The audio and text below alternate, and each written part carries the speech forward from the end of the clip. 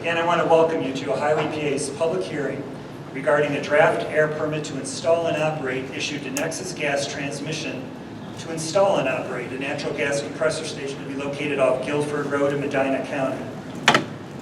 The purpose of this public hearing is to accept comments on the official record regarding the draft air permit. Ohio EPA published a public notice in the local newspaper regarding the draft permit, the hearing, and the public comment period. This notice was also issued in Ohio EPA's weekly review, a publication that lists by county all agency activities and actions. To be included in the official record, you may testify this evening, or you may submit written comments to the Akron Regional Air Quality Management District through February 22nd, 2016. Comments should be mailed to Kelly Canoza, ARA QMD, Summit County Public Health, 1867 West Market Street, Akron, Ohio 44313. Comments also may be emailed to Ms. Canoza at kcanoza@schd.org. And again, the addresses are located at the bottom of this evening's agenda. All oral and written comments received as part of the official record will be given the same consideration by Ohio EPA prior to final action by the Director. Any written comments received after the comment period closes will be considered as time and circumstances permit, but will not be part of the official record. If you've brought along a written copy of your testimony, it is helpful if you can provide it to Ohio EPA's court reporter here with us tonight. After taking into consideration the recommendations of program staff and considering comments presented by the public, the Director of Ohio EPA will make a final decision on the permit. Once a decision is made, the Director's decision in a written response to public comments will be made available to interested parties. The response to comments will address questions and concerns raised in oral and written comments. Final actions of the Director may be appealed to the Environmental Review Appeals Commission, also known as ERAC. The ERAC Board is separate from Ohio EPA and reviews cases in accordance with Ohio's laws and rules. Any ERAC decision may be appealed to the Franklin County Court of Appeals, and any decision of the Court of Appeals may be appealed to the Ohio Supreme Court. Testimony will be limited to 5 minutes. As I call your name, please step up to the podium, state your name, spell it for the record, and proceed with your testimony. And before I do call the first person, again, particularly if you came in close to 6 o'clock, chances are your name is toward the bottom of the stack. So if you find you can't wait it out, there is the second hearing officer, Darla. She's heading down to the music room now, and she'll be happy to take your comments with our other court reporter. First up to speak is Dr. Joanne Belovich, and next will be Attorney Terry Lodge.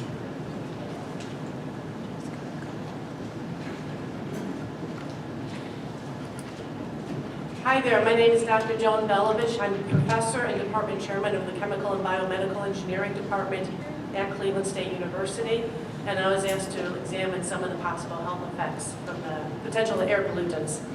So I have 4 points here I just want to make real quickly. One is that they showed the permissible limits of the NOx, carbon monoxide, particulates, SO2, VOCs, and HEPs, according to the EPA limit. So for example, EPA limit on NOx for one station is 31.2 tons per year, and according to NEXUS' own permit application, they have 33 tons per year. Carbon monoxide, the EPA limit is 7.8 tons per year, and according to NEXUS' own permit application, they have 10 tons per year. Let's see, VOCs, the EPA limit is 29 tons per year, and NEXUS permit is 32. So many of these, the NEXUS permit is actually exceeding the limit, and that's what they're predicting. So that's one problem. I examined just a couple of the chemicals that are going to be released, for example, formaldehyde. Formaldehyde is a probable human carcinogen according to the EPA. The MRL, which is the chronic minimal risk to human level established by the CDC, is 20 parts per billion. California sets this level a lot more progressive at only 7 parts per billion.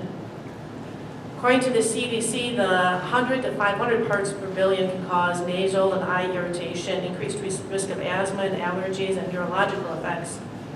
And only a quarter mile from the compressor station in Susquehanna County, Pennsylvania, formaldehyde concentration was measured at 44 parts per billion. So that's half of that limit, half of that value that can cause these type of respiratory effects. That's just one measurement.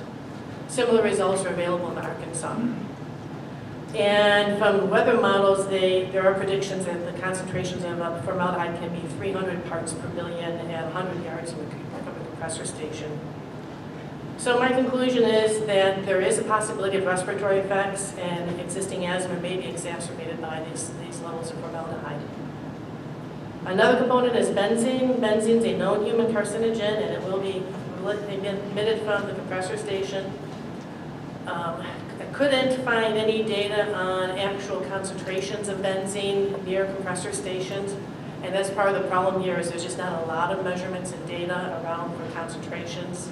So I can't tell you, we know benzene is a carcinogen, but whether the concentration is going to cause cancer, I really couldn't predict that. Particulate matters, especially these are particulates that are 2.5 micron, they get inhaled deep into the lungs. Particulates are linked to heart attack, asthma, decreased lung function, respiratory symptoms, premature death in people with heart or lung disease. The EPA limit for particulate matter is 12 micrograms per meter cubed for an average annual exposure.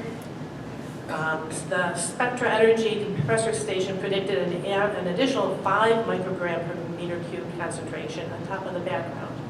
So on top of the background, that's going to exceed this limit for the particulate matter. And this value that I pulled it from, the Spectra Energy permit, that was only about 7,000 horsepower, and this one is about 27,000 horsepower. So I would expect a lot more particulates.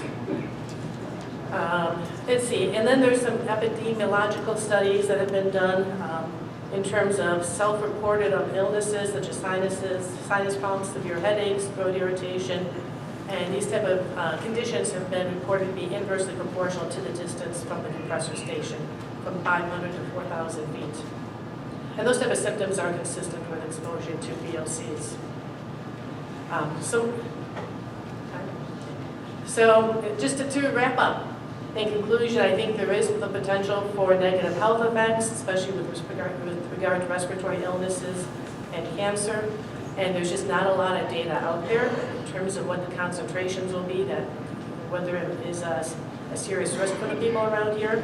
And so I highly recommend that EPA require independent agencies to measure these type of concentrations. There's plenty of existing compressor stations that they could be measuring this data and compare these actual values to the risk levels that have been established by not only EPA but also the Center for Disease Control before new permits are granted.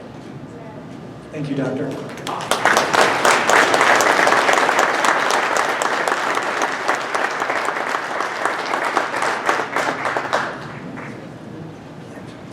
Next up is Attorney Terry Lodge, and then after that is Kathy Jones. Thank you. Thank you, folks, for braving the trip up here from Columbus, and thank you, everyone, for braving the trip out on a winter night. Very few have had. My name is Terry Lodge. I am an attorney for SustainableMedinaCounty.org.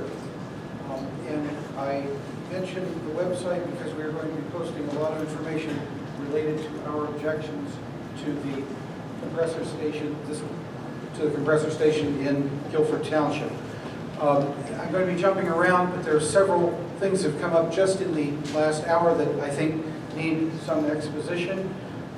One of them is that I appreciate the comments that the Ohio EPA monitors facilities depending on size and seriousness, but isn't it true that the Guilford station is rated as a minor polluting source?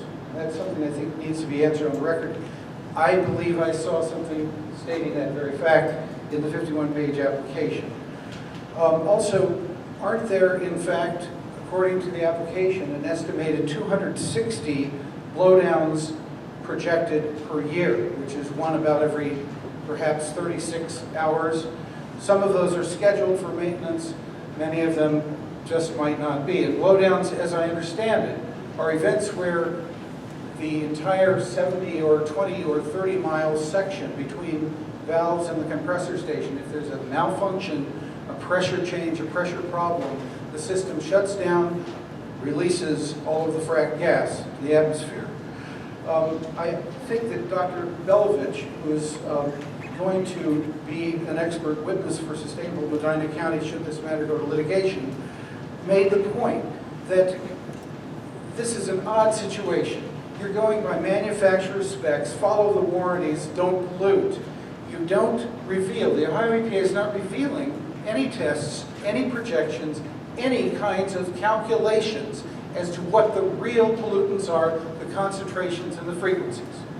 You are essentially inviting us to have to find experts who are willing to donate or be paid for their time to rummage around in the scientific literature and tell you what the problems are likely to be. You have an obligation statutorily and according to your own regulations to protect public health and the environment. I don't think that I'm hearing a great deal of direct response on that point. Electrical compressors. According to my understanding, my read of your regulations, you can't require swapping out of gas-fired turbine compressors with electrical ones because this is such a minor source of pollution. That is a problem. There are 11,000 to 12,000 people living within a 5-mile radius of this plant. They deserve, since they cannot vote no, do not build the plant here, they deserve the best technology, the most protective of the public health technology available. And I don't care what your regulations say.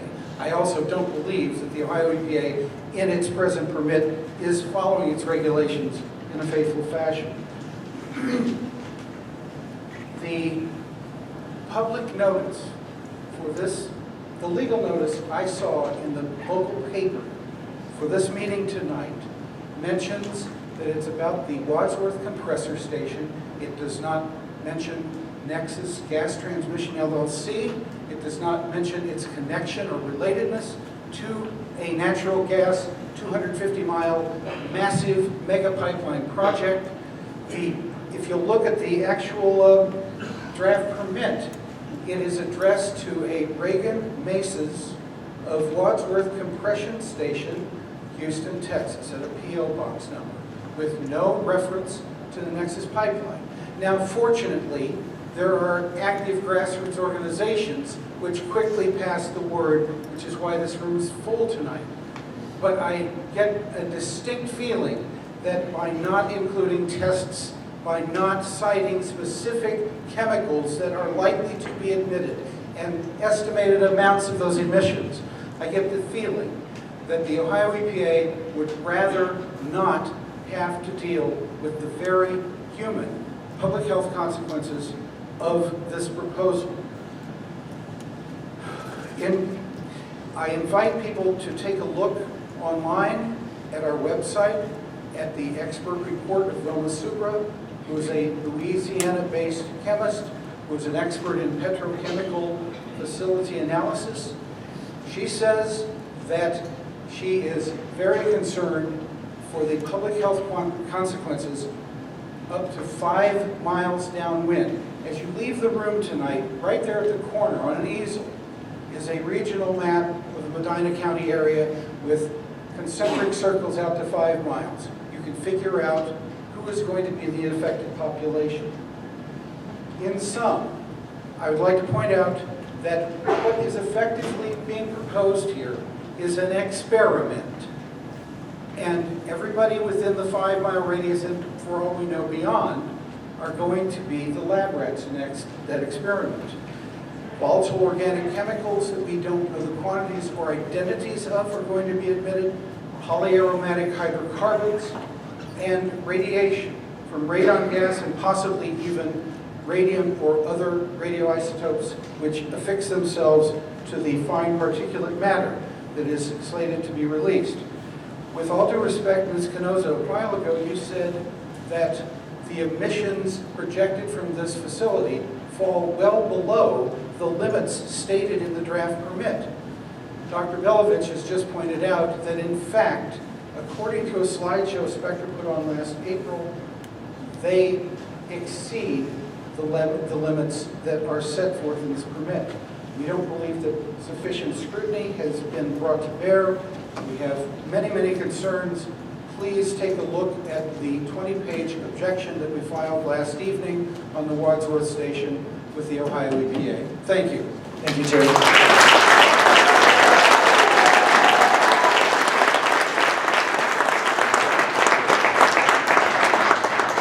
Next up is Kathy Jones with Sustainable Medina County, and then Lauren Helpful. I will mention that the objections that Attorney Lodge mentioned are on the sustainablemedinacounty.org site. I'm going to be reading a summary report from Wilma Subra, who Attorney Lodge mentioned. I'll mention a few notes from her and then I'll say a few words.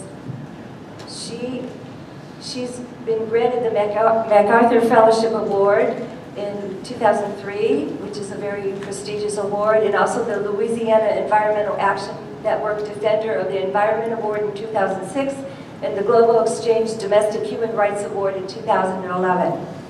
So what Ms. Subra says is that air emissions from the units associated with the compressor station will have a negative effect on the health of those living, working, or spending time in the area of the compressor station. She's an expert on compressor stations. The gas releases from periodic maintenances and routine operations and picking up operations will result in the highest air emissions of very toxic chemicals, and she does list the chemicals. Her report's pretty long, so I'll be turning it in here. In addition to air emissions listed above, she mentions emergency generator will have how many VOCs it will have. So there will be up to 260 startup events and 260 shutdown events each year in association with the turbine, with the compressor turbine. These startup and shutdown events will occur 71% of the days in each year. The air emissions from these events will result in degrade of the quality of the air and result in negative health impacts as a result of inhalation of the toxic chemicals released into the air.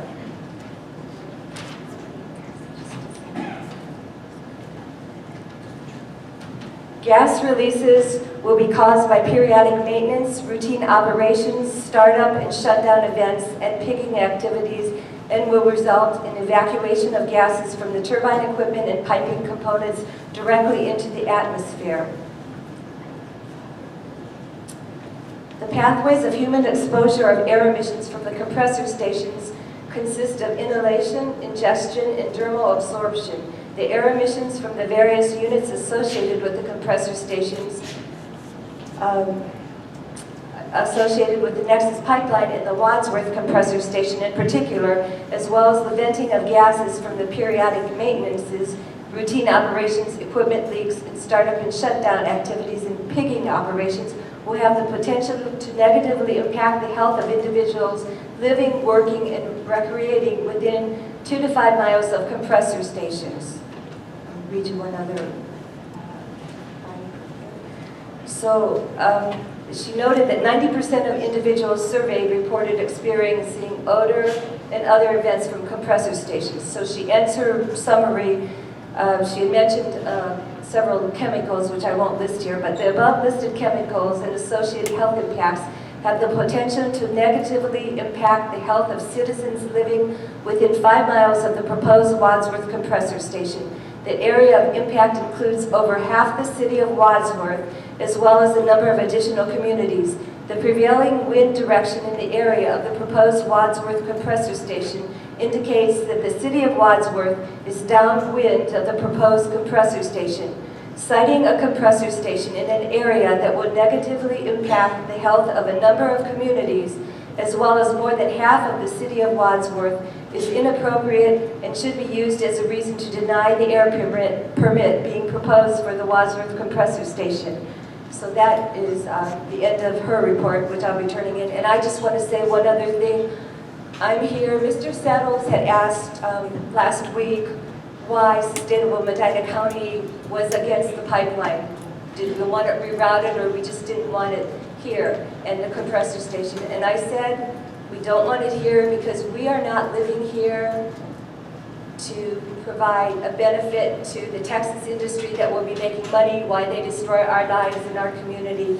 And that's our right to fight back, and we're going to do it when we implement the new county charter with the Bill of Rights that we hope many of you here tonight will sign up as a volunteer to help you circulate petitions so we can get it on the ballot in November. And one of the clauses in it says we have the right to have no compressor station, no pipelines, no toxic industries in our community. And this will help us protect ourselves, our families, and our future generations. Thank you. Thank you, Sarah.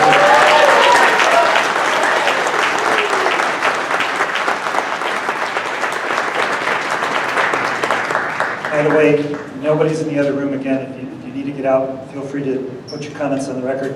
Lauren Halford, and then next will be Scott Smith. Hi there.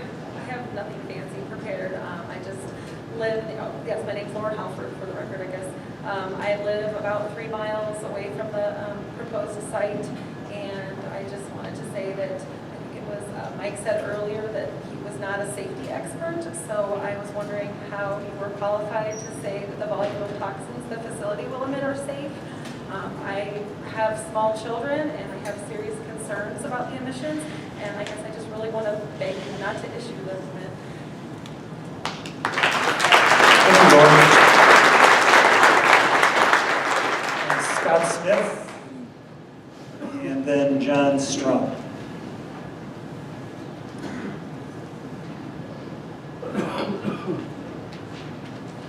Hello, everybody. My name is Scott Smith. I live in Summit County in Copley, but I spent the last 15 years in Medina County. That kind of changing up what I was going to say here earlier tonight. I did want to ask the EPA a question about, did you say that Ohio is number 3 in most monitoring by the EPA in the United States? And Scott, I don't know if I mentioned during the hearing part, we don't, but your question's on the record, so that's actually, just pose it as a question. There's a reason Ohio is monitored like that. We already have some of the dirtiest air in the country. So I won't go over the risk of to the environment and your health, as many here tonight have already covered this, though they are real and will be present should this pipeline be built. I will tell you that the track record for the fossil fuel industry makes used car sales look like the model of integrity. Their history of accidents and non-disclosures alone should be a major cause for concern. Congress is currently investigating Exxon for covering up the evidence Exxon themselves discovered in the late 70s that predicted global warming, and will be brought on by the continued burning of fossil fuels. Exxon almost exactly predicted the amount of CO2 that would be present in our atmosphere today 35 years ago. They realized what this meant for profits, and they've spent the last 35 years covering this up and hiding it from the public. I've also had the opportunity to experience the oil and gas industry from the inside. A few years ago, I briefly worked at Tiger General. It's a heavy oil equipment builder here in Medina County for a few years. I can tell you from firsthand experience that people in the oil and gas industry cannot be trusted to follow the rules and regulations put in place to keep us safe. They just don't do it. Profits are too tempting, and they simply do not give a damn. At one time, I considered the benefits of fracking for natural gas to be a clean alternative to burning coal for energy. My experience with those in the industry proves to me that they simply cannot be trusted to do the job right. So when they tell you a compressor station 5 miles downwind of your small town is totally safe, please consider the source of that information. People are really the only things in the way of this profitable venture, and really we're not in the way of it. They're going to do it whether we do anything or not. So I'm asking everybody in this room, anybody that sees any media from this meeting tonight, to stand in the way of this project in every way possible. Stage protests, hold meetings, make phone calls, write letters, tell your friends, and find ways to fight it together. Or maybe elect some new representatives in your local government. Tiny microbial algae transformed the face of the planet 2.5 billion years ago by creating oxygen. A small, single-celled organism with no brain or way to organize changed the planet. So, in my mind, imagine what a well-organized, fed-up group of citizens can do if so motivated. Please stand against this pipeline and compressor station. Thank you. Thanks, Scott.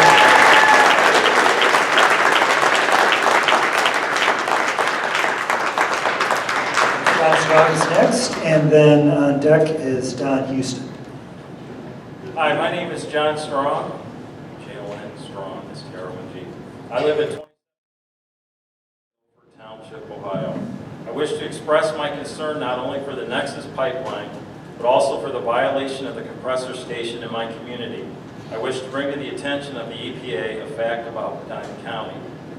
In your latest version of the Ohio E-Check annual report, dated January 1 through December 31st, 2014, page 3, paragraph 2.1 reads, the Northeast Ohio area has been officially designated as attaining the 1997 ozone standard of 0.08 parts per million. However, there are measured violations in the 2008 ozone standard of 0.075 parts per million. In 2012, the U.S. EPA designated the Cleveland-Akron area as marginal non-attainment. The non-attainment designation means that the Ohio EPA will need to find additional emission reductions of volatile organic compounds and nitrogen oxides in order to attain the 0.075 part per million standard. Although designated as marginal attainment, as a practical matter, Ohio EPA will need to maintain the current program in the Cleveland-Akron area to maintain the emissions reductions from the program. Let's put this into perspective. The Ohio E-Check process has been forced upon Northeast Ohio drivers in an attempt to relieve the area of volatile organic compounds and nitrogen oxides. The compressor station.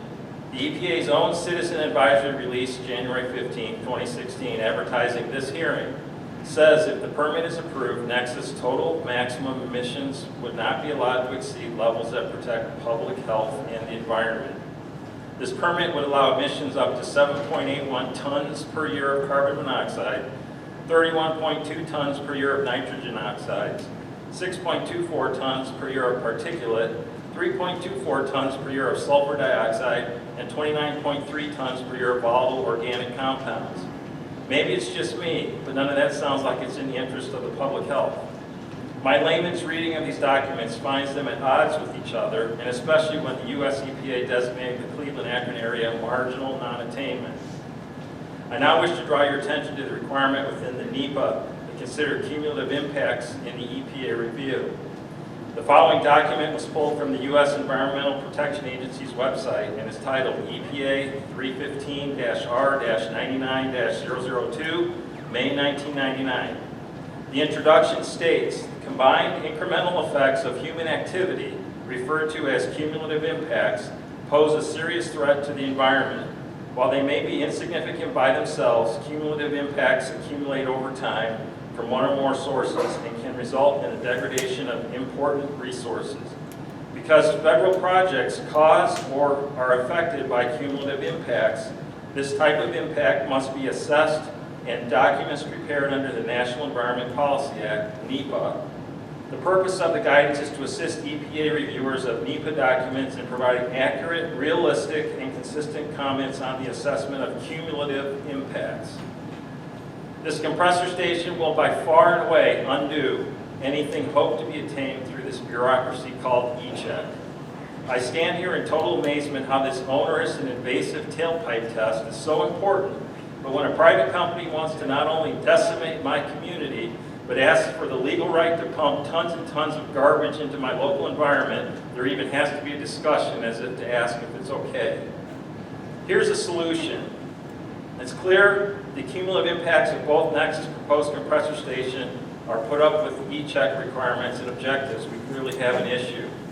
So since there has already been a more southern alternate route engineered and submitted for this pipeline, in cooperation with Corn and the City of Greene, known as the Southern Alternate Route, I'm asking the EPA that they deny this permit, and if it were ever to be built, that it would be built south, outside of the non-attainment designated area. In other words, south of Medina County, which the southern reroute proposal was already considered and accommodates. No permit, move the compressor station outside of the EPA's own marginal attainment area, where E-Check isn't even required. Let me leave you with a quote I came across by Frederick Douglass on injustice, tyrants, oppression, and resistance.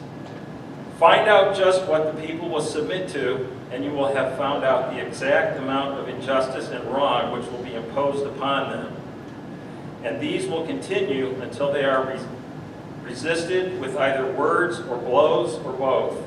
The limits of tyrants are prescribed by the endurance of those whom they oppress. EPA and NEXUS, we are now taking our community back, and you can't have it. Thank you.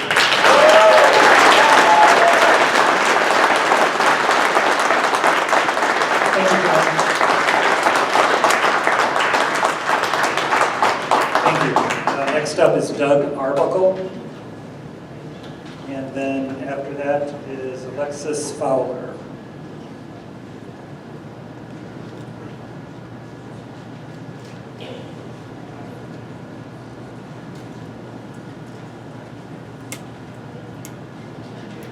My name is Doug Arbuckle, spelled A-R-B-U-C-K-L-E. I reside at 50 Township, about 12 miles from the proposed compressor station. I'm not a property owner who will be directly affected, so I stand to gain or lose nothing personally as a result of it. Over the past 30 years, I've earned a chemistry degree and worked throughout the chemical industry. And now I've been teaching chemistry. Hence, I'm extremely familiar with the chemical compounds to be emitted by the compressor and the hazards they present. Emitted carbon monoxide, nitrogen monoxide, dioxide, sulfur dioxide cause damage to respiratory and neurological functions. The volatile organic compounds such as benzene and toluene, among other VOCs, are documented carcinogens. During this past year, I've attended court hearings, commissioner meetings. I have observed, conducted research, and listened to lies. The more I've learned, the more disturbed I've become. Let's be clear, I'm not opposed to corporations earning a fair profit.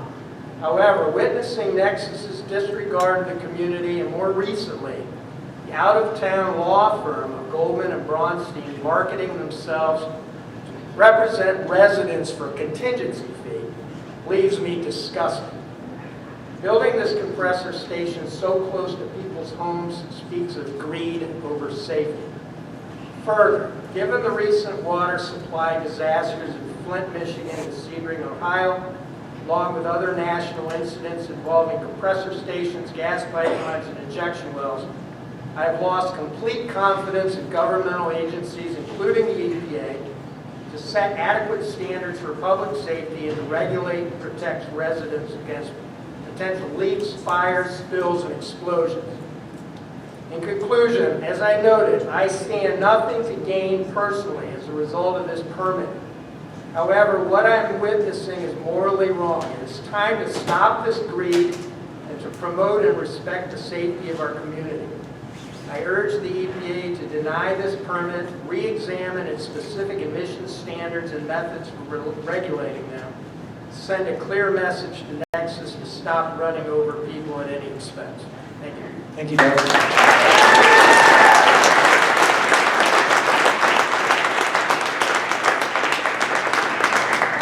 Up now is Alexis Fowler, and then Lloyd Knudsen.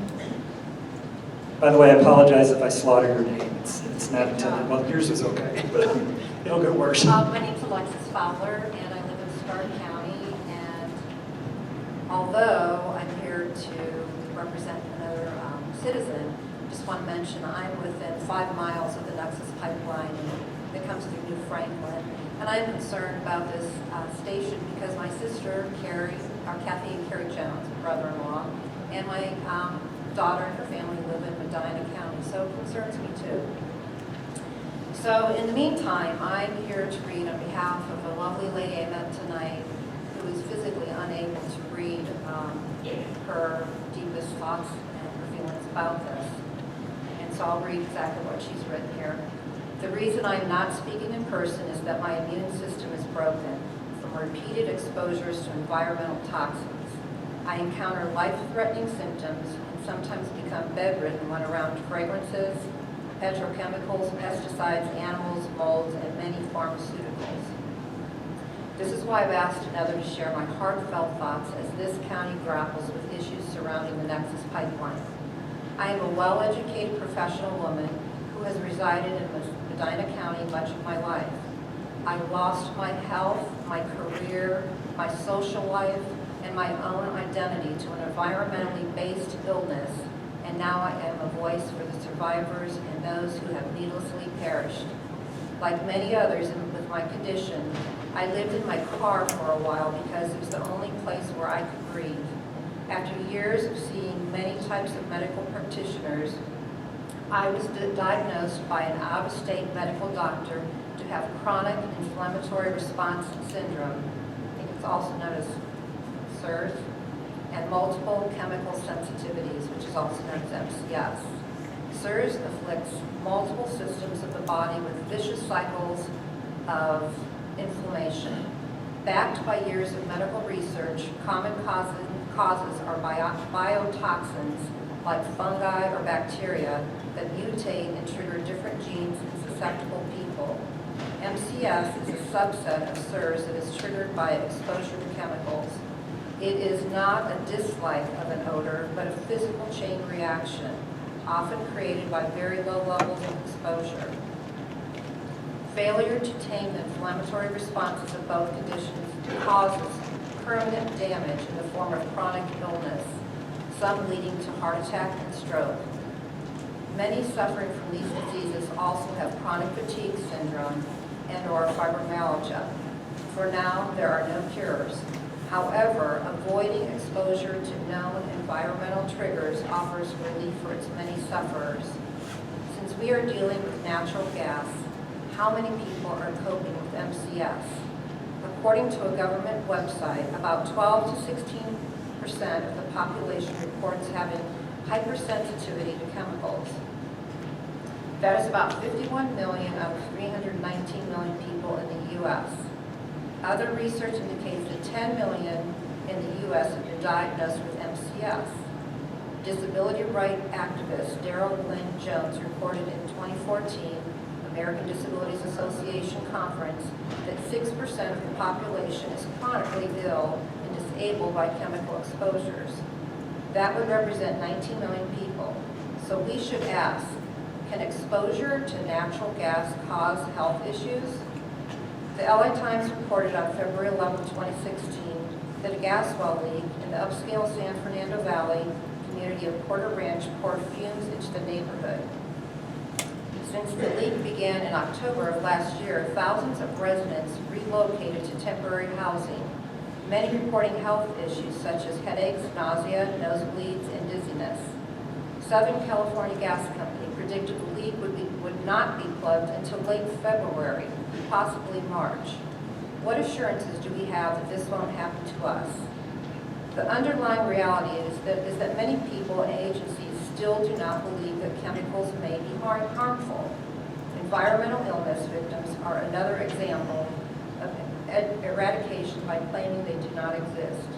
In fact, most are told that their symptoms have a psychological basis when the problem is the uncontrolled and untested release of harmful chemicals into our environment. Due to heavy lobbying of the chemical industry, the mainstream medical insurance and government sectors are ignoring the existing medical research showing unsafe levels of toxins in the environment in our bodies. Even more appalling is this deliberate harm, deception, and discrimination of MCS victims that makes safe housing, effective medical care, and prompt legal processing unavailable to them. Our nation gives more attention to homeless pets than to the ignored victims of MCS who are dying of devastating illnesses in our own neighborhoods. Furthermore, as a wife, mother, and a grandmother, I am gravely concerned about the future we are gifting to our descendants. Those of us with environmental injuries or illnesses are often referred to as canaries in the coal mine. Years ago, canaries were taken into the coal mines to alert the miners when poisonous gases like methane were present. If the concentration was small, a canary might lose its balance on its perch, and the miners knew to evacuate quickly. Those of us with environmental illnesses are your early warning system of what is to come. If we don't get the uncontrolled release of chemicals into our environments under control, and we means everyone must be involved, including the general public, businesses, politicians, the medical and insurance sectors. Many canaries have perished in those coal mines. Our world could become uninhabitable. That would be a tragic because it is preventable. A canary in a coal mine. Are tons, right? Tons. 2,000 pounds, 8.7 tons of carbon monoxide. And that's one of 4 pollutants that's going to come out of there. So when I think of, and I appreciate, I'm right with you, I'm a human, so I'm thinking of the human thing too. But we've been involved with the SPCA a long time.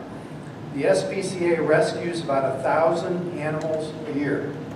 We rescue the abused, the abandoned, the injured, and neglected animals in Medina County. 1,000 animals a year, okay? And they're all going to go through that shelter over there. In the spring, summer, fall, a lot of those animals are going to be outside. The cats aren't outside, but virtually everything else is. We don't have horses there yet, but we're hoping within the next year to have our barn ready, and we're going to have horses there. We have hay on the property, which we're going to harvest and feed to our animals, okay? I think of, and it scares me when I hear all the scientific evidence of what it's going to do to us. It's going to do much the same thing to our animals, okay? And I think about the ground the animals are walking on is going to be polluted, contaminated. The air that they breathe is going to be polluted, contaminated. We're on wells out there. The water that they're going to have to drink is going to be polluted, contaminated. And the food source that we're going to give to our horses eventually is going to be polluted, contaminated. So beyond the human thing, and I'm not speaking of all the, we've got a shelter out there, we've got people working, our employees, our volunteers, and everybody else that's going to be there. But just to take a different slant on it, if you look at the animal population, I can't think of, 5 miles away what's going to happen when we're a stone's throw away. What these chemicals and all this stuff is going to do to that population. We bring them there to rescue them and save them. Most of them have been abused. What kind of abuse are we going to heap upon them with this kind of thing? So I urge the EPA to, the pipeline altogether would be great if it was done. Rerouting it would be the second thing, but the compression station, I'm hoping never comes to Guilford Road. Thank you. Thank you, Lord. Anita Jacob, and then up next is Greg Pace after Anita. Nice job on that last name. Most people can't pronounce it that well. Good job. That's the last good thing I'm going to say to you. I am not a professional. I'm a senior citizen, and I guess that gives me a right to be concerned about what's happening. My concern about this particular unit is the thermodynamics. How much warmth will it produce? How much fog will it produce? And thank you so much to John Stott for taking some good statistics and speaking about how the EPA has already considered this area poorly, have poor quality. When we talk about this kind of facility with all of the parts that will produce heat, that will produce, in my opinion, fog. Fog holds whatever it is that's put into the air. That moisture will be breathed, will fall, will go into the earth. I'm asking, before you consider this permit, please consider, you haven't even shown us where the stacks are going to be, how this is going to be vetted, how big will the stacks be, where will they be located, how many will you have? This needs to be looked at. It's not even marked on there. It doesn't even talk about that particular impact. I'm looking at my tea kettle at home. When it heats up, there's steam. When that steam goes on anything, it turns it, it changes it. How will you get rid of that? Will we simply have to live with more mold, warm air during wintertime, more fog, more smog. You turn that into whatever it is. You haven't even addressed that. I am sure that there are people who are much smarter than I am in this room. And I ask you to write a letter to the EPA and please address this. It is my concern. I've dealt with asthma most of my life. I know how going from one area to another impacts my breathing. That is air. I lose that. Senior citizen, I guess I'm expendable. But I don't want to leave here early. I don't want this to affect me. I'm a Wadsworth resident. And from what I understand, the people of Wadsworth are totally clueless as to how this will affect us. It's downwind. We've done your Guilford Road some time away, but some distance away, so we can ignore this, but we can't. I am definitely, sir, concerned. My reason for standing here today is that maybe I will be called to my maker early. And I want him to know that I stood against something like this that will change what he gave to us, which is good and pure. Let's keep it that way. Thank you.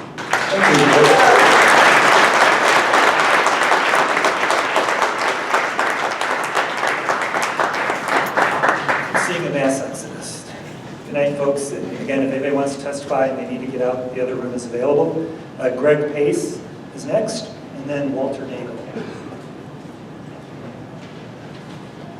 Good evening, everybody. This is way too long. How could you? I come up, I'm sorry, my name is Greg Pace. I'm from Columbus, and I was a co-organizer for the Columbus Community Bill of Rights of Ohio. It's similar to the one we're trying to get here in time. I'm sorry, you hear me? Yeah. Better.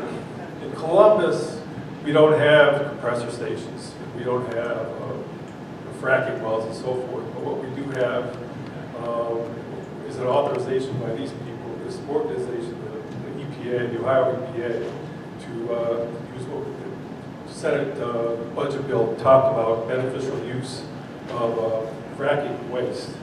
And so they allowed it in Columbus through landfills to dump shale waste drill cuttings on a landfill in Columbus. It was an authorization by the EPA. The problem we've had over the last couple of years, not through the Bill of Rights itself, but the reason that we want our Bill of Rights is because we have absolutely no protection by any of the regulatory agencies in the state of Ohio, whether it's the radioactive content of waste or whatever, for the brine, whatever it goes to injection wells, whatever it is, compressor stations. Zero. We have absolutely nothing to say. Tonight is a hearing. They're doing what they have to do. I'm talking to you people tonight. I'm really happy there's a lot of people here because it's really up to us to protect ourselves. They're not protecting us, and they will never protect us unless we insist on it. The radioactive drill cuttings issue that we have in Columbus, they authorized through the last 2 years of trying to figure out what the protocol that they use to measure the radium in these drill cuttings has gotten this into some people call it kind of a black hole of doubt. It's like you can't find what you're trying to find. You're trying to find any quantitative, meaningful application to understand how much radium and how much radioactivity is in these drill cuttings. And even going through the EPA, they kind of they throw us around and obfuscate everything. So we had to find out on our own through the scientific community. It was the University of Iowa is one of these scientists, Michael Schultz, I believe is his name. He came to Columbus last year, and he demonstrated through a study that the very test that the Ohio EPA sanctions for basically all of the drill cuttings in the state, most of the brine, everything in the state, to measure the radium in it, comes up with as little as 1% of the radioactive content that exists in these things. They use what we call the gold standard, which is it's a 21-day hold test. They call it the gold standard of radioactive protocols. So really test and find out what radium you have in materials, whether it's liquid or solid. They go through this test. It's expensive, it takes time, and it takes qualified people to do it. That's why it's not done. That's why they use the protocol that they use, which was actually meant to be used in pure drinking water, basically clean drinking water, and they use it and they put this solid stuff in it that just completely annihilates any meaningful quantitative analysis they would have of the radium of these things. This is what our EPA does for us with the radioactive testing of this type of materials. That's my problem in Columbus. That's what we've been focusing on in Columbus. One other thing I would like to bring up is that when we're talking about compressor stations, I was with Earthworks last summer. I can't remember if it was July or August. They brought a FLIR camera to Ohio. They went on a compressor station hunt in Ohio with a FLIR camera. This FLIR camera looks at the invisible volatile organic compounds that we can't see. And it's just, if you've ever seen these things, it's just absolutely incredible what's invisible that comes out. They have 5 stacks on this one compressor station and this one person's private property. I think that, I can't remember the company, they leased 25 acres for this compressor station. And he almost fought us off the road with our FLIR camera when we first came here. He was so angry at people coming and just barging into his property. We had to explain to him that we had the right to be there. But when he understood that we weren't part of the industry, we weren't coming from Columbus to investigate something, and he realized that we were trying to help. We were actually trying to investigate what's going on with the chemicals, the pollutions that are coming from. He gave us an hour tour. And we learned that 5 or 6 of his cattle had died. We learned that every night, almost every night at about 2 a.m., you get the worst skunk-like smell they've ever smelled in their lives, almost every single night at around 2 a.m. And we visited a neighbor that's about a quarter of a mile downstream of this compressor station. And she said she doesn't allow her grandkids to go there. She deals with headaches all the time. She gets the smell just like he does almost every night. And her dogs, half of her dogs are sick. And she knows they're sick from these compounds, this air pollution. Anyway, so I got to end it, but I just wanted to just kind of give some anecdotal stuff. Thank you very much. Thank you, Greg.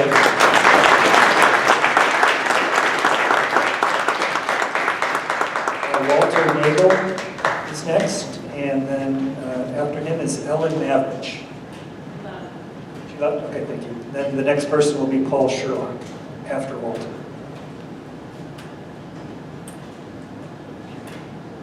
Thank you very much. The 30-second rule applies here. Give me a 30-second warning. Okay.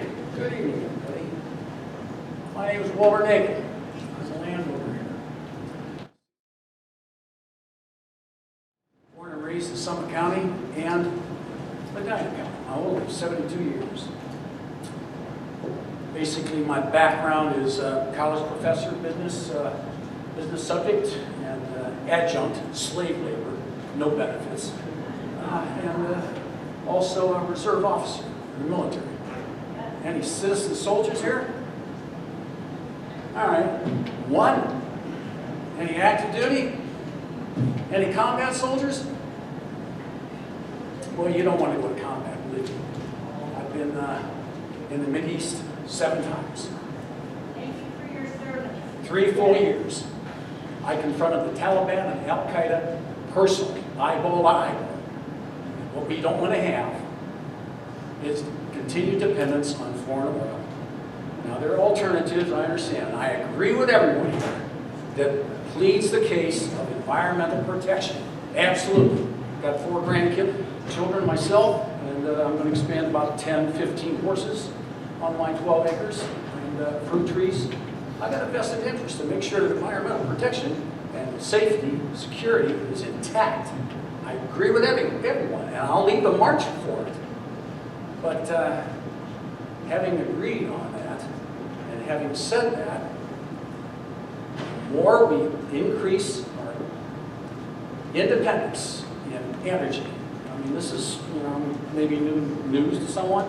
I want to not preach doom and gloom, but rather independence. The more independent we are, the better we're going to be as a country, and the less we're going to have to go to war for mini soil. I'm experienced. If you got experience in that area, you speak up. But I venture to say that 9 out of 10 veterans that serve in the Middle East would say, yeah, we got to continue with our own independence. Best alternative to that, we're talking alternatives, cost benefit. We can have coal, we can have mini soil as well, with varying degrees of assessment that it's 90-95% more pollutant than our natural gas, which is in abundance in Ohio. So I agree with the defense of everyone that preaches environmental control. Absolutely, or shut them down. If they can't conform to those rules and regulations, shut them down. But I doubt that's going to happen because they're too smart and they want to earn profit. And then the second point, as I say, energy independence. Absolutely, absolutely necessary. That's from my heart and my brain.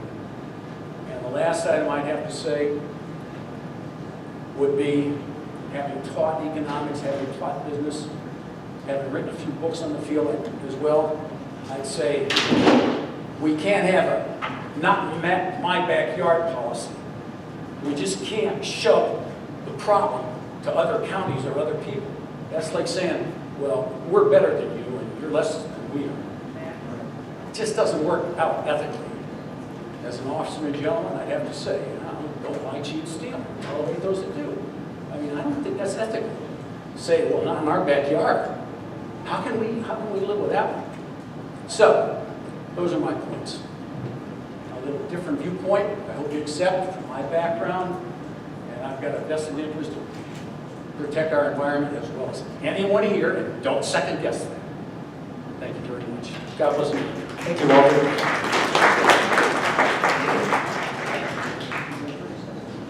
Thank you. Paul Sherlock is next, and then Bob Hansen.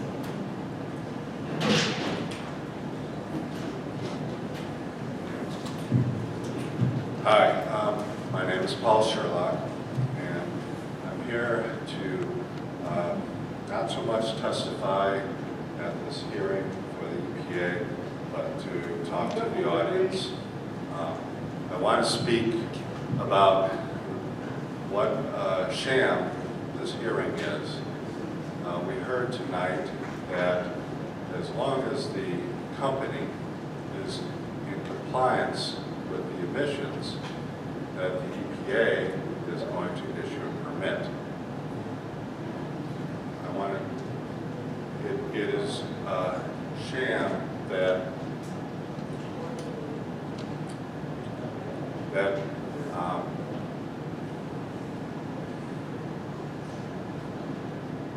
it is a sham that this that we are here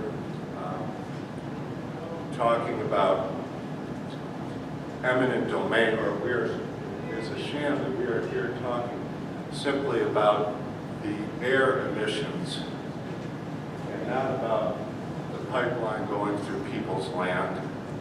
We're not talking about the public safety aspect of this, and we're not talking about the groundwater emissions or groundwater pollution.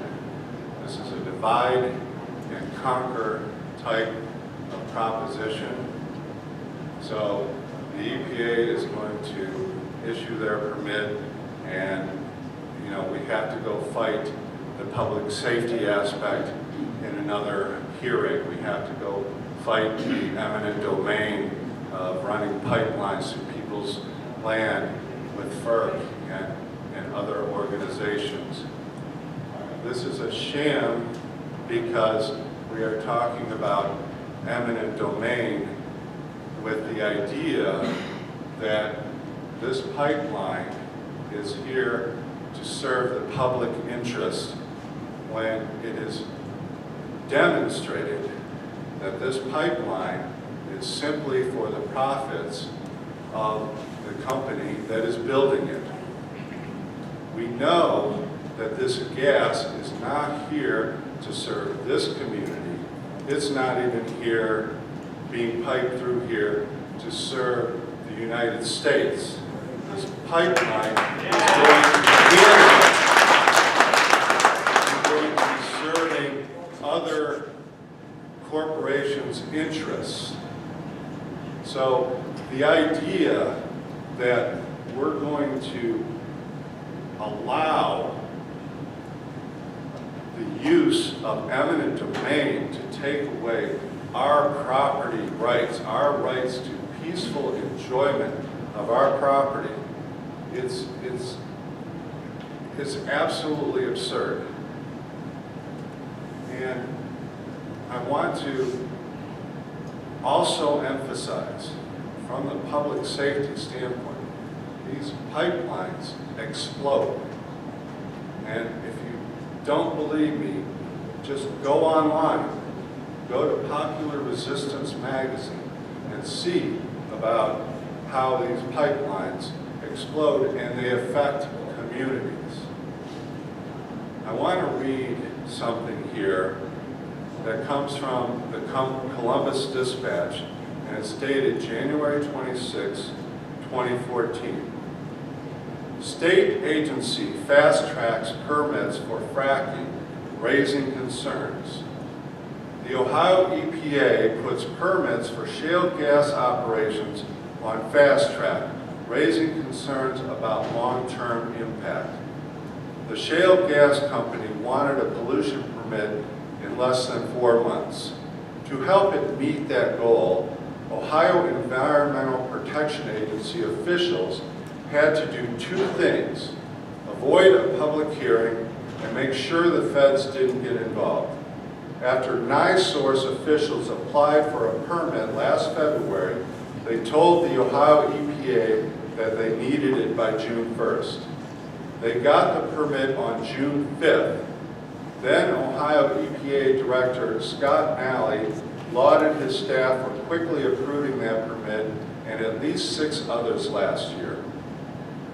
Demands for a public hearing in Mahoning County were rejected by officials who feared it would slow down the permit process. Residents asked to review a draft of the permit and requested a public hearing to discuss it. They included a petition with 51 signatures. But the EPA seemed more concerned about NEXUS's timetable. We are going to need a better understanding concerning the problems it will cause the company if we hold a public hearing. Ohio EPA's Hopkins emailed his staff on May 13th. Can you guys find out what the company's schedule is and what problems will be caused by the additional time a hearing will take? The Ohio EPA is not here on our side. We stand up. I'm encouraging all of you to get involved, to talk to Kathy Jones about being part of forming a county charter amendment that will prevent pipelines from coming through this territory. Thank you. Thank you.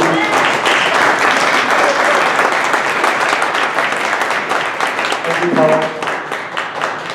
Von Hansen.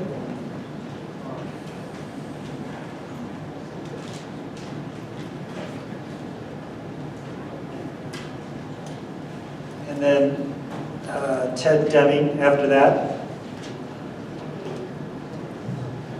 Thank you. Guys, coming in here. Just state your name again. Oh, sorry, Bon Hansen. Thank you. Sorry about that. My name is Bon. It's tough to decide if I feel like I'm in the matrix of the Twilight Zone or living out a chapter of The Emperor's New Clothes, maybe both. Because all I would have to do is walk in here knowing nothing else, being the every woman-old bat that I am, just what you put up here. We all know this is a bad deal. And yes, a true perversion of eminent domain. Now, being a little bit more well-read, with what fracking really means, having been near fracking wells and been overwhelmed by the smell? Well, I'll tell you guys. I'm going to read just a little tiny bit of this. I'm not going to read the whole thing, we're all tired, and I'm just going to give you the gist because it's the segue into what I want to say to you guys. This is an article called What's Wrong with the EPA by a man named William Sanjur of the U.S. Environmental Protection Agency, and it can be found on www.greens.org. The first paragraph says, for the past 20 years, Mr. Sanjur says, I have worked for the EPA. There, I have been given the choice of being a good soldier and obeying orders, or a good citizen and obeying the law. I have not, I'm afraid, been a very good soldier. This is a whistleblower. Jesus, up in heaven, I hope he's still alive.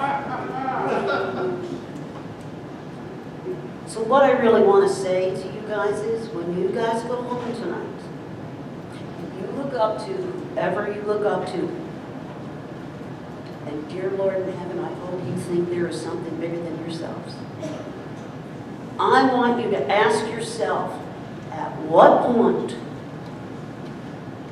are human lives more important than you got minds? I got minds.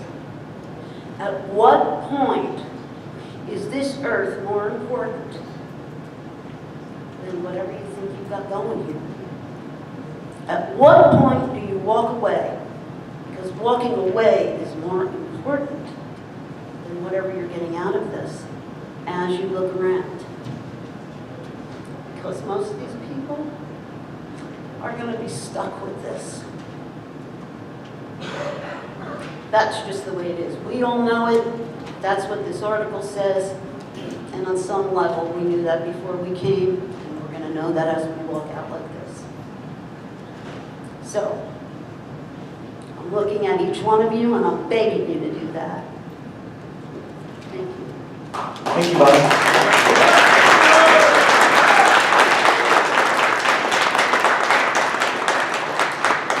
Again, if you need to go, I understand there's no waiting in the other room, but we will proceed here with the cards that we have. Ted Deming is next.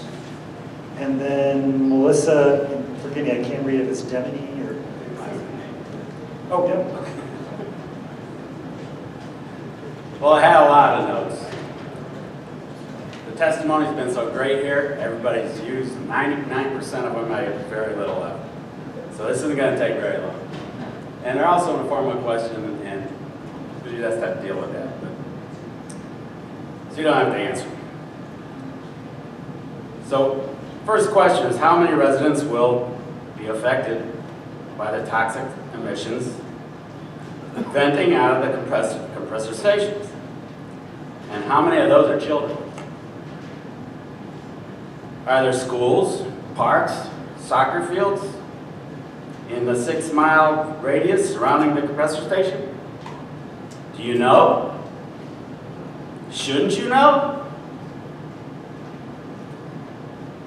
Another note, will the EPA supply residents, since you want us to keep an eye on this, with air and water tests? I know they're available, I just want to know if we can get them free from you guys. I'll finish with a quote by Dr. Curtis Norgard from Boston. He's a pediatrician at Boston Hospital. What percentage of increased risk of cancer in children is acceptable? I have the answer for this one. 0! Yeah!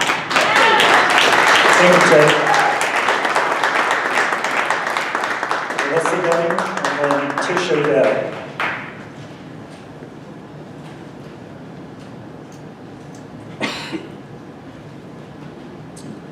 My husband and I attended an informational meeting for the compressor station November of last year. Mr. Ellis, the owner of the land where the proposed compressor station will be built, spoke about the potential sale of his land. Excuse me. He also compared the compressor station to an asphalt facility in Medina and brushed this off as nothing to worry about. I lived in that neighborhood of the asphalt plant along with many other families. No one worried about harmful air and water. EPA wasn't even an entity then. I believe our parents entrusted the city of Medina to not allow anything that would bring any harm to the residents surrounding the asphalt plant. I'm trusting that the people living east of the proposed compressor station will question their environmental quality of life because I see history repeating itself. Why would anyone allow this mistake to happen again? The medical repercussions come many years down the road. The lives of our families and neighbors were shortened by lung, colon, breast cancer, rare tumors, multiple sclerosis, aneurysms, heart attacks, and allergies. I realize anyone can acquire these diseases now, but back in the 60s and 70s, we didn't have these diseases, not here in this town. Children of that neighborhood are now dealing with the same conditions. Neighbors of the compressor station will find out 10 years down the road whether the EPA guidelines were correct or whether they should have been tightened. I'm asking the EPA not to issue a permit for this compressor station. However, if you do, I'm asking that you consider taking air and groundwater data for baseline, and then gather data on a weekly and monthly basis. This data should be gathered by an independent company and made available to the residents within the 6-mile radius of the compressor station. Not tons. Thank you, Melissa. Tish O'Dell, and then Deborah Beckstone.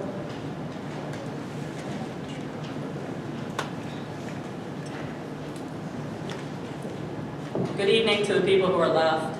I want to tell you first, I'm from Broadview Heights, Ohio, and I've seen firsthand that the EPA only comes out to our community. We have 90 oil and gas wells in a residential community. They've only come out when we've had an accident or a spill and we called them.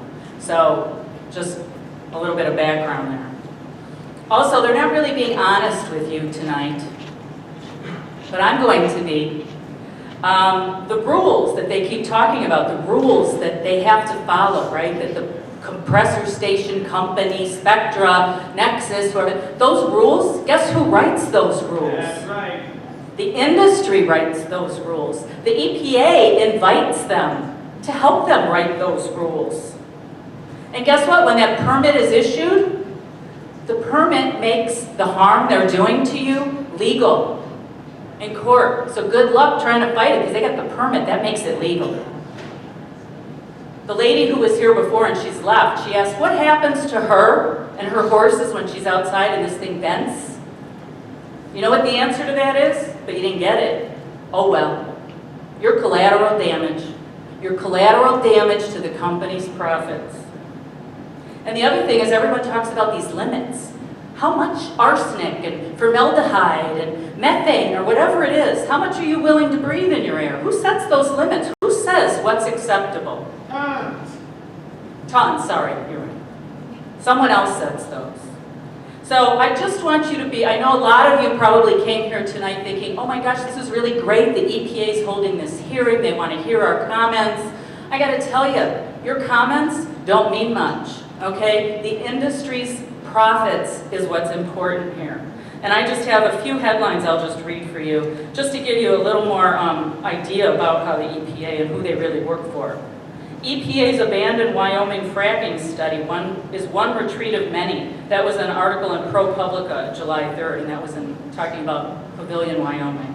There was another one. EPA reports Ohio River again tops the list for industrial pollution. That was in USA Today, March 14, 2015. And guess what? The Ohio River, since we live in Ohio, has been at the top, most polluted river in the country for at least 7 years in a row. So, hey, proud to be from Ohio. And then this last one, power plant coal ash is not hazardous waste, says the US EPA. So I just want you guys to leave realizing that the EPA, I wouldn't put all your eggs in the EPA basket to save you. Thank you. One last thing I forgot to say. You have the power, and you need to contact Kathy Jones if you live in Medina, because this county charter she's proposing, it's about the rights. The people have the right to protect themselves and make laws for themselves. Okay?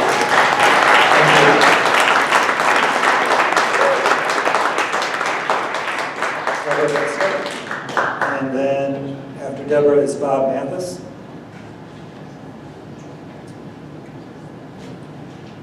My name is Deborah Beckstadt. I live on a couple of things that I just want to reiterate, and many of you said this more eloquently than I did, especially I think Terry has mentioned this. But I think that what really bothers most of us tonight, but I'll speak basically for myself, is that when questions were asked, a lot of times what we heard is, we don't do that. We're not responsible for this. We don't know about that. So when we ask about how do you, when you go and figure out what's dangerous levels and what are not, then we hear, well, you have to go ask the national EPA, it's the national this, it's FERC. But when they come, they say, when we have questions, they say, well, we're not responsible for this, and we're not responsible for eminent domain, and we don't know about the water levels, and that you're on the lower, the aqueduct, our home actually sits on one of the most shallow parts of the aqueduct, so the land actually seeps. And that's important because we're part of the Medina Intercontinental Water Divide. But this round robin of so many government agencies in the business, supposedly protecting us, that they don't talk together, they don't work together. So I'm offering you a challenge, EPA. I'm offering you a challenge that when you get out of your homes that are not near the air compressors or the pipelines, and you get in your tiny little car with your tiny little suits, and you go to your tiny little box office where you operate every day without risk, because nobody can find you to hold any department responsible. Not one. And so I think that's negligence. You're not working together. And I know from a little bit of research that I've done that started with my father, who was a pathologist and later dean of the College of Veterinary Medicine, that my interest became watching how the environmental impacts are on our amphibians. And then later, and still to this day, until I resign, probably tonight, a volunteer for the State Department of Wildlife in the Ohio Department of Natural Resources. So I'm out measuring frogs and why they've got 3 legs and why they only have 1 eye. And yet, when we look at the toxins that the EPA and the FDA say are safe levels for us even in our homes, whether it's Lysol or whether it's this or it's that, they finally came out and admitted, oh yeah, our studies were on mice. And we didn't consider women in the household every day in a repetitive manner that we're breathing tons of air outside our homes. And we really didn't study not only the repetitiveness, but we didn't study the impact of the chemicals that are now found in research, epigenetic research, that genes are changing because of chemicals. You guys go to YouTube and watch a really interesting research documentary out of Canada on that, called Body Burden. And now they have not only measured the toxic effects of 287 chemicals in Red Cross's voluntary collection of placentas, 287 chemicals. That now they're following that into the children and watching how they compound over generations. So you can say maybe we need in America to make sure that we're not dependent on others, and that may be a good point we all would agree on. But also, Why? Why are we collecting more gas from a company that's not going to be for Ohio or Medina, that's not going to be at large? They may give you a molecule or two in the billions that pass through that pipeline every day. That's a maybe. But why are we're the largest natural gas producer in the world and we can't process it all? So it's going to Canada, it's going to Europe. Where is there a local strategic plan for our natural resources? Where is there a state strategic plan for our natural resources? Where is there a national strategic plan for our resources? Zip. How many of you run a company where you're not held accountable to have a strategic plan to have outcomes? Where are the outcomes? We're going to be the guinea pigs.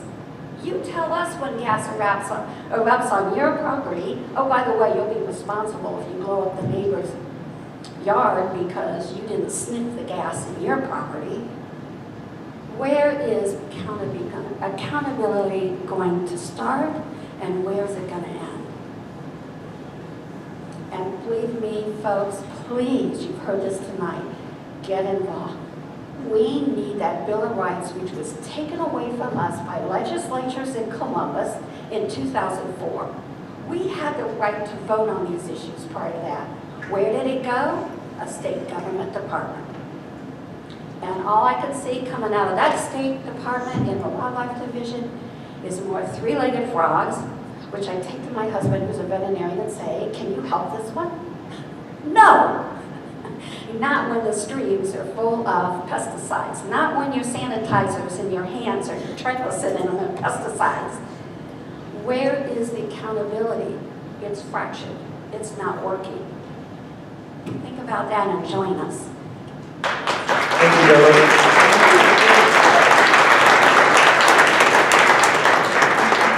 Bob Mathis, and then after Bob is Christopher Kennedy. My name is Bob Mathis. I live at Ground Zero. I ride my bicycle past Pat Ellis's farm almost every day in the summertime. It was published in the newspaper that 79 tons of pollutants would be put into the air every year by this facility. Now, I'm not a chemical engineer, I'm a farmer, I grow strawberries. Just do simple math, it's 427 pounds of crap in the air every day. I live within a half a mile of this place. What percent is going to fall on my ground? And what benefit does Medina County, what benefit does the United States get from this project? Absolutely zero. So why the heck have it?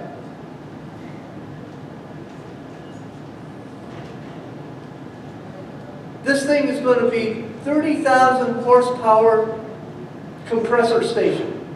We live 200 yards off of 76. Go down and listen to an 18-wheeler going down the road. It makes a terrible racket.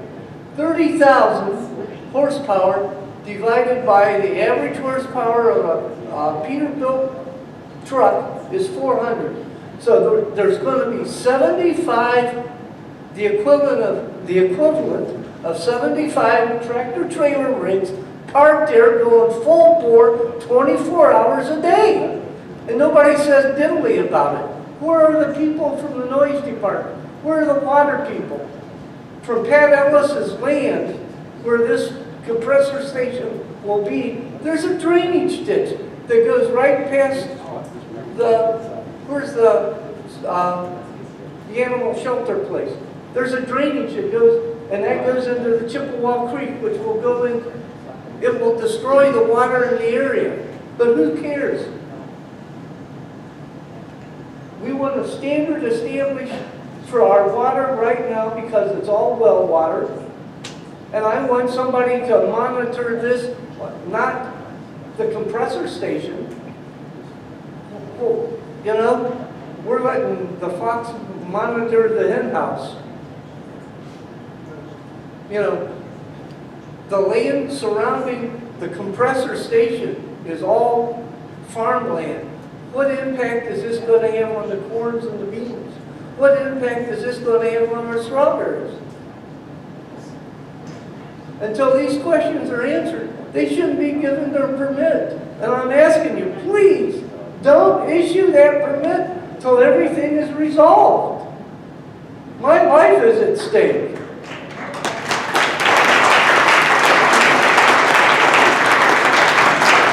Thank you, Bob.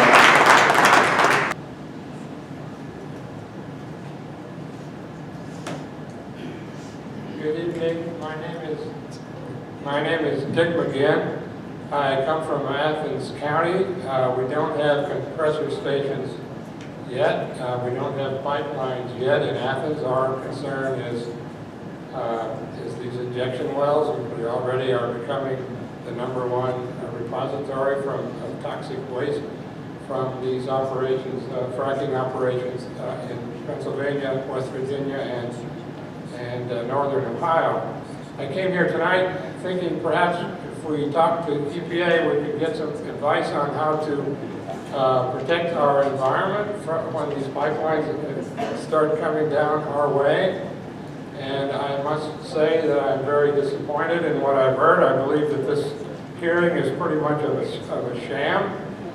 I can tell you that I lived for 7 years in Southeast Asia under 2 dictators, Ferdinand Marcos in the Philippines in the 60s, and General Suharto in Indonesia in the 70s.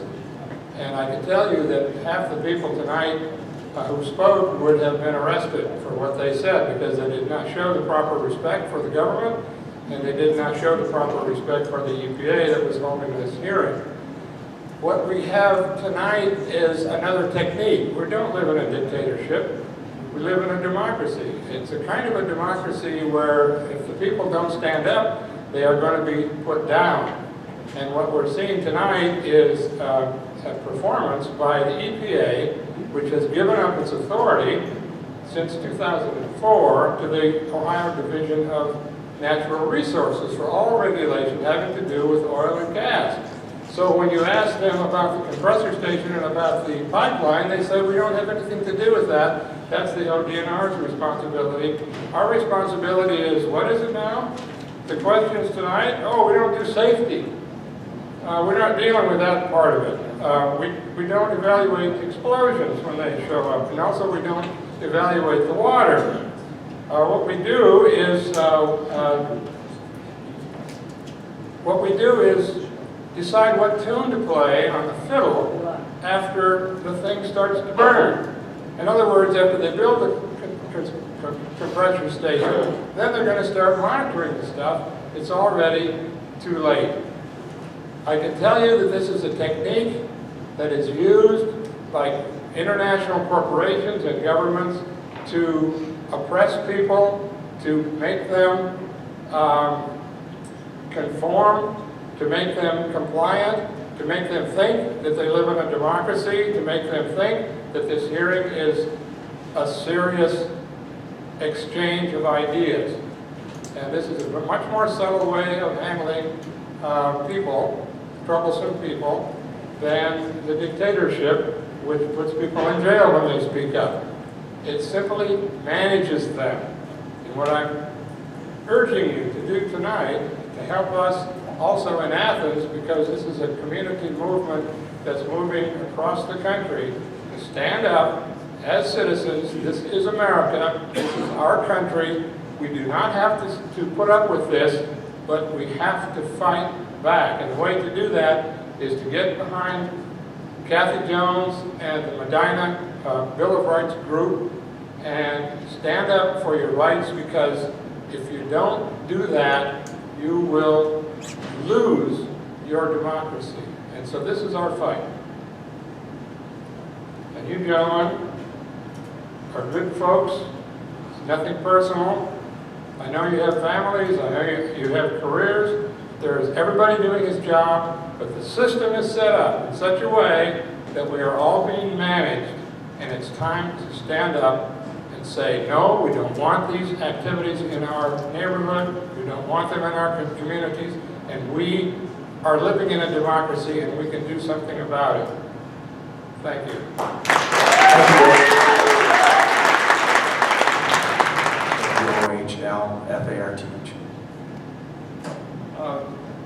OHLFARTH. Much of what I wanted to talk about has been covered.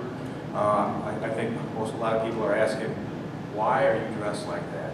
So I'm just, I want to say that in neighborhoods along the NEXUS pipeline right now, there's characters like dressed like me going door to door looking to sign up people with leases. And this is illegal. They can't, the NEXUS pipeline cannot have you sign leases at this time. They have to get their permit. And this is the kind of company we're working with, this NEXUS pipeline. So so back to the couple things I want to cover is in Flint, Michigan. I live in Ottawa Lake, and I own property over in Fulton County, Lucas County area, and it's near the pipeline. And Flint, Michigan, we talked about this before. The EPA, they dropped the ball there, and we've seen in Sebring, they dropped the ball there with the lead, and we've seen in Parkersville the problem with Flint, the problem with the DuPont and how they contaminated. The EPA did protect the people in Parkersburg, excuse me, from Teflon pollution, and the whole aquifer is polluted. So I'm just saying that we have no faith in the EPA. You say you don't inspect, they self-inspect.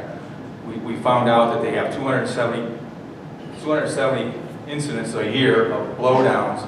So how do you self-inspect for that? There's no way of doing that. If you're going to let the company do the self-inspect, EPA will probably never be notified. So other than that, that's about all I have to say. Everything else is pretty much covered. Thank you. Thank you, Paul. Directly, I am a county resident, and I came here to learn more about this pipeline and this compression station. And I have a lot of concerns. I have concerns about the pipeline itself and the impact of our county. I have concerns on this station and the ability of the Ohio EPA to protect us. From what I hear, and the facts that are given are already contradictory to the facts that I get back from the audience. That gives me concerns. Medina County, we as residents live at a higher standard. It's a great place to live. And I have concerns that the Spectra Energy and this NEXUS pipeline are just going to steamroll through this county like they did with their steamrolling with the eminent domain and the property rights. But I feel that we don't have the actual numbers on how much emissions this is going to let out, and that causes concern. And if you can't come to us with good numbers that we can take home and research to make, or we'll have to now take home to research to verify, that gives me concerns, because we count on you to look out for us. I know this is more of a state and federal level, but I think we as county residents deserve more, and we're not getting it. So I ask the EPA, when you look at this permit, make sure the process isn't just being steamrolled through so Spectra can beat out Rover on which pipeline can get to Canada first and put us at the mercy of their decisions. So please consider strongly about making sure that this permit process is done right, and that the future of our counties are basically in your guys' hands and our quality of life. So again, it's still a learning process for me, but we deserve a lot more, so take that back to Columbus. We count on you guys to look out for us, and right now I don't feel comfortable that you really are. Thank you. Thank you, Mark. Okay, I've gone through all the cards. Is there anyone that would like to come up who hasn't testified and put some comments on the record? Yes, sir. Oh, got the card.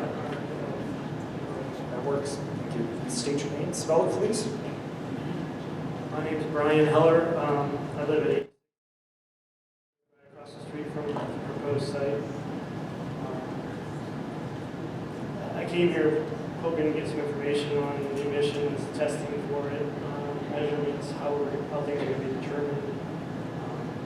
really didn't get any of my questions or hopes. Any of my questions or hopes answered. I still don't know. Basically, the company is going to be the one saying how much they're emitting or measuring that. Is there going to be anything on the equipment itself, or are they just going to do periodic samples of what's being emitted at this time of day? They could slow the compressor down and get measurements if they want, for all I know. I don't know. I mean, and blow-offs, 270 of them, that's a lot of blow-offs. How can you measure how much is coming out of that 270 times? You can estimate, well, this time this much came out. I don't know. I live right across the street from this, and you're saying 31.2 tons of nitrogen oxides tolerable. That might be tolerable 5 miles away, but what about me right across the street from it? In 5 years, I'll have 155 tons of nitrogen oxide right in my front yard. I'm nothing personally against you, but I'm just kind of upset. There's nothing I can do about it. Like Kathy asked earlier, would any of you want to live there? I did not hear an answer. Maybe I wasn't paying attention, but I did not hear any of you answer. You would want to live right across the street from O'Brien. You didn't answer. Kathy can answer me. I know it's not an answer session, but you didn't answer the question when it was asked of you.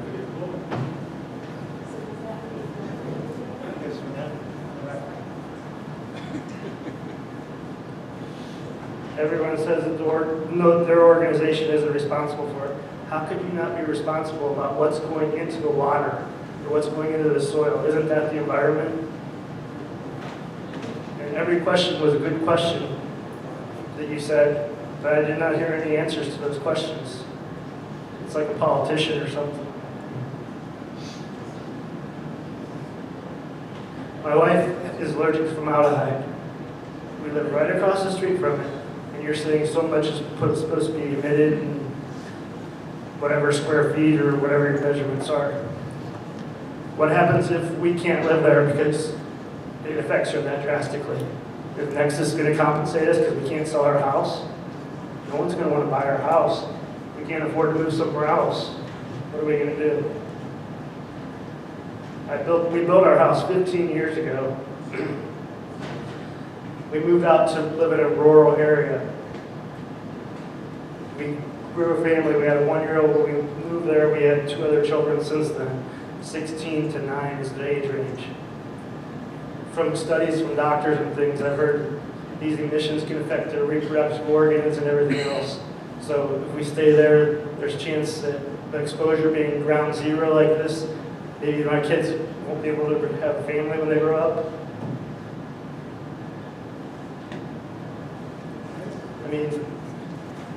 None of this is being concerned with anybody around in the area. It's a private company. It's not even for public use. It's not even going to be used in Medina. It's not going to be used in the U.S. It's going to Canada.